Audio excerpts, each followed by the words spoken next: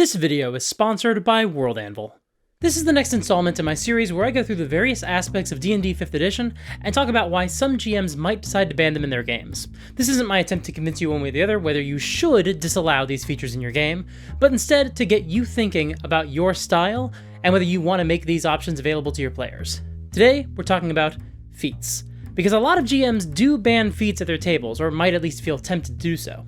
And I've never banned any feats, let alone all feats. But also, if we're being honest, I probably should. Or at the very least, I should limit or regulate the way players get access to feats. Let's talk about that today. In my experience, a lot of the discourse around feats runs really hot and cold. Some people create all sorts of builds centered around specific feats, and more on that later. Or they might discuss and rank each feat based on which one is empirically best. For some players, there is a right answer about which feats you should take and how early you should take them. And to be frank, I can see this as a valid reason to ban feats in your games. Quite frankly, I really don't like mechanics that are so much better than all their peers to the level that they just become the right answer. When that happens, it creates a culture in the hobby where there are players who are playing correctly by choosing specific options when they level up. And when a player chooses not to take the correct route, it can lead to frustration at the table. After all, that player just wants to play their character their own way, and they're not looking for anybody else to tell them how they should want to play, because that's frustrating. But some other players have determined through mastery of the game system that there is a right choice, so they view any other players at their table who don't do what they're supposed to do as bringing the whole game down, which is frustrating for them. So yeah, this is a totally valid reason to ban feats, to avoid that issue arising at your own games. Players can't criticize each other about what feats they did and didn't take if you don't allow them to be used at all. However, I feel like I've said this before in one of these videos, but when I'm trying to avoid backseat player behavior, I tend to ban that player before I'll ban that game feature. That might seem harsh, but from what I've learned, a backseat gamer doesn't stop at feats or multi-classing. They'll get all up in the business of the other players, no matter what. And to be clear, if that doesn't bother you, then that's awesome. Clearly, the people I consider to be backseat gamers are usually able to find a seat at some of their tables where their behavior isn't considered to be as disruptive. If everybody in your game is trying to play as tactically as possible, then sure, this probably isn't going to be an issue. These players are all working together toward a common goal, so of course they're all open to each other's feedback. However, I run for a lot of new players, and I would much rather run a game where new players feel like they have the opportunity to decide what they want to do without any external pressure, which includes limiting the amount of one true wayism advice they might be getting from well-meaning backseat players. I also know my style well enough to know that I put a lot more emphasis on player choice than I do into winning and losing. And again, to be clear, if your group has a different focus, that's awesome. You also don't have to frame your game as a choice between just those two categories. There are a million ways to describe your game, those categories aren't necessarily mutually exclusive, and honestly, this is a topic we'll have to do a whole other video about some other time. But for me, again, speaking personally, it's really important to me that players have the opportunity to decide what they want to do. If they ask for advice, cool, the other players can offer advice. If the player misunderstands something, sure, let's clarify it for them.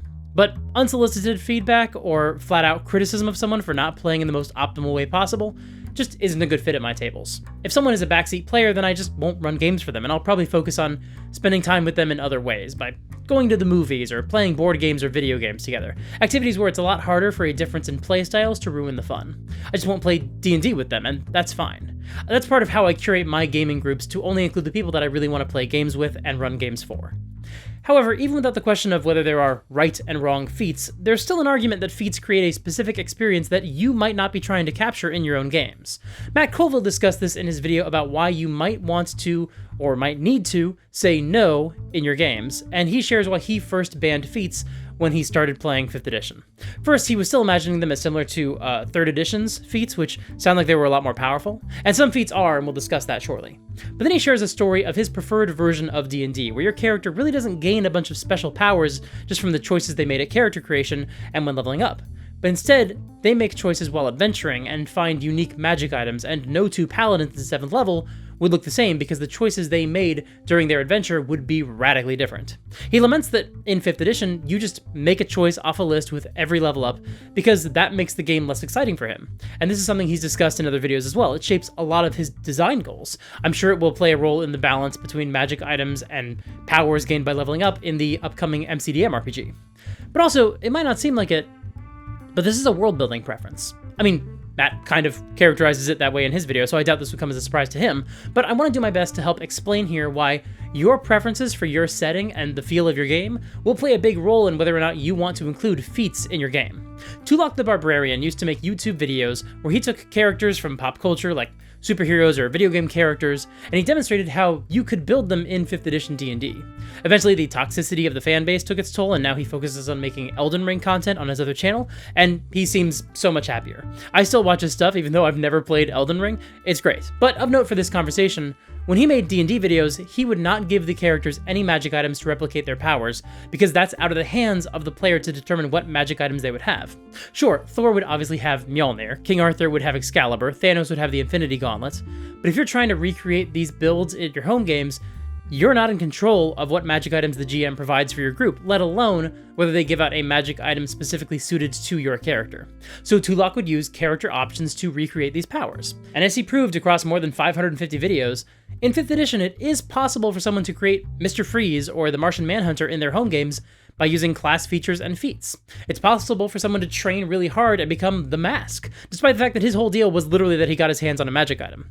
Which means, in the world of D&D, at least in 5th edition, magic items out in the wilderness are a lot less special and a lot less valuable, which means your players are less likely to go out and do dungeon crawls just for the sake of exploration and gaining magic items, which changes the reason adventurers go out and fight monsters, because now there usually needs to be some sort of financial reward at home, which means NPCs are throwing around a lot more reward money, which totally screws up the currency of your world. Either that, or every monster the players face off against is only on their radar because they pose some sort of tangible threat to a village or town or city or country, which means the people of the world are facing catastrophes even at lower levels, and suddenly your D&D setting looks a lot more like the Marvel Universe. And if you already aren't into the idea that players can become super powerful demigods without the help of magic items, as Matt Colville clearly isn't, then this approach to adventure design isn't your thing. And how can you limit that and try to get back to a game where exploration matters to character progression? Well, I mean, obviously you could just play Shadowdark or one of the other OSR games that was designed specifically to solve this problem. Or you can create your own RPG like Matt Colville's team is doing, or just play that game, which is currently in early access, I think, through the MCDM Patreon. Or, as we're discussing today, you can just limit the options available to your players when they create their characters and when they level up. And rather than setting limits on the standard character races and classes and subclasses and backgrounds, all of which we've discussed before in this series, you can do that if you want to. But you could also just limit or ban feats, which are already optional to begin with. That will help keep your characters from hyper-specializing on specific objectives and becoming unstoppable badasses, at least regarding specific aspects of their characters. It is important to maintain the cohesiveness of your world, and make sure the setting you're presenting actually lines up with the type of fantasy you enjoy. If you don't like the idea that characters or NPCs can become unstoppable demigods without some magic items to aid them, then you're well within your rights to limit the features that break your idea of your setting. Make sure to communicate this with your players in advance of the game, of course, but in this case, feats are explicitly optional, so you don't have to allow them in your game at all. So if you want to cut them out, just let your players know that early on. And if that's the world that you're trying to present and the fantasy that you're trying to cultivate, but you still want to run your game in 5e, then that's one solution. Because it is so important to keep your setting clear and consistent, and you can and should do whatever you can to present your world to your players in such a way that they can actually buy into it. And that's easier than ever if you use today's sponsor, Worldamble. See, one of the biggest challenges GMs have when they're running their game is that it's hard to present the information about your setting to your players and make them actually care about it. But if you sign up for Worldamble, you can share articles with your players so they can read the lore on their own time. Plus, these templates are designed to be as engaging as possible to read. And behind the scenes, they offer you guidance to help inspire you. I recently had a breakthrough in the development of my new campaign setting, and so I'm actually inspired to sit down and start working on it again. And Worldamble's templates help a lot by offering prompts to draw my focus to aspects of my world that I might not have given a lot of thought to otherwise. It's honestly a really helpful resource, and I expect to start putting a lot more time into it over the next few months as I flesh out my setting.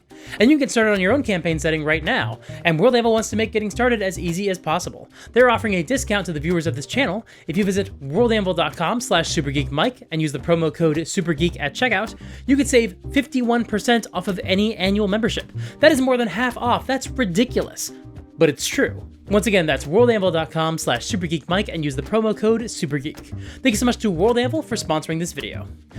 Now, even if your concern over feats doesn't come from a perspective of world building, it's absolutely still possible to feel like some feats are just too dang powerful.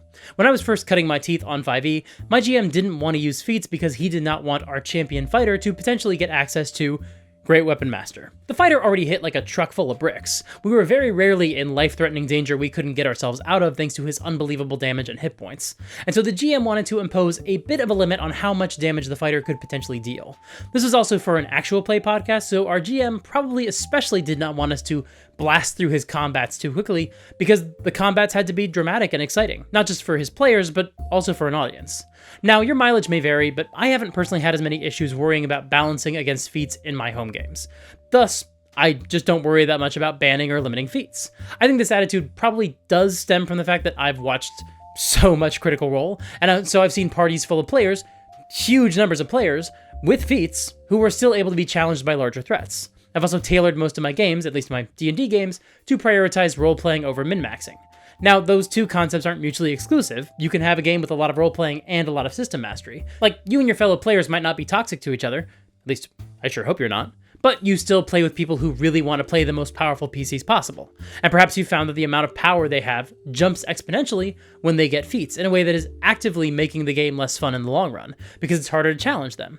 So yeah, once again, if that's the situation that you find yourself in, then you might need to ban feats to help rein the player's power levels into something more manageable. But are feats always too powerful? Well, that depends on the feat, because some of them aren't that impressive, and others completely change the nature of your character. But I would actually argue that the bigger issue is the fact that PCs can get access to any feat at level 1. Now, over the past couple of years, the designers at Wizards of the Coast have put out a few videos detailing some of the changes that they're making to the upcoming version of D&D.